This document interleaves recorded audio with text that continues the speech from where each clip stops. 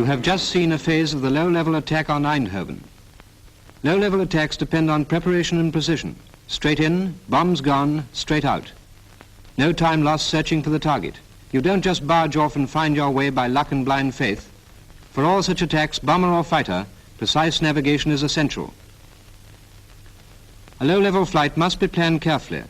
Time spent on the ground means valuable time saved in the air, when you want to concentrate on keeping out of trouble. For this film, we are choosing an objective in England. The people on the other side wouldn't cooperate.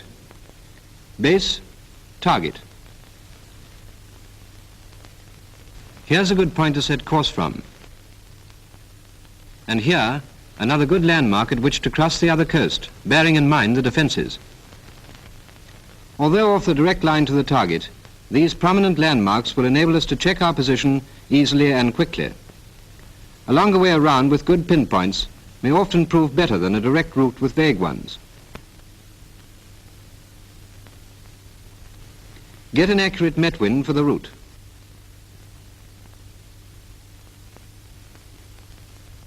Having decided what airspeed you will fly, fill in the rest of your flight plan.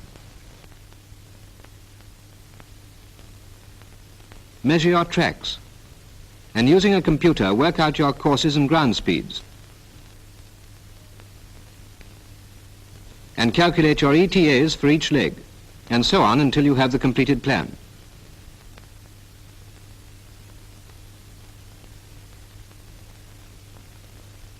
On the map, mark in 10-degree lines to enable you to check drift.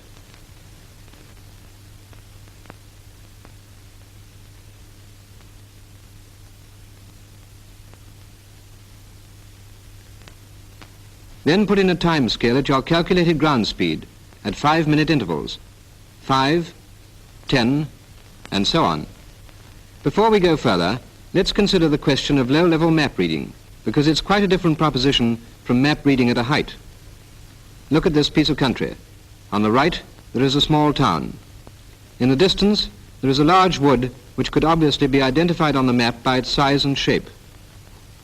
Now see what the same piece of country looks like flying low. Owing to our smaller field of view, there's no sign of the small town. Towns are only useful if you pass very close to them. Ahead is a wood, but whether it's the big one we saw before, we can't say with certainty. But low-level map reading introduces its own landmarks. From this height, contours mean very little. But at low level, every hillock and dale comes to life and can be compared with the map in detail. Even a small isolated hill like this one.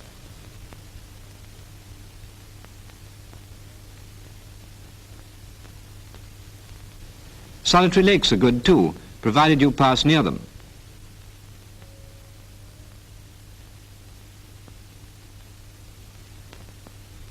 Railways can be checked by the direction in which they run.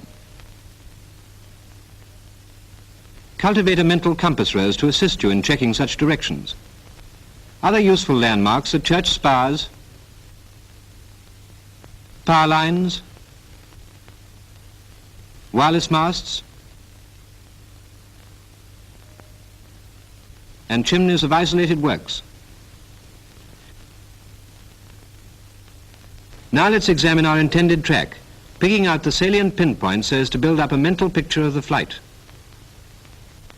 Map reading doesn't concern us much until we cross the far coast. Then the first good landmark is this hill on track, marked as a spot height 419 feet.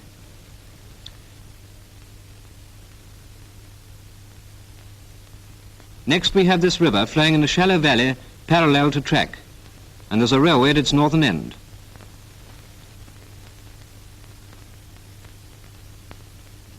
Then there is this railway junction running down in a valley to the west. We shouldn't miss that.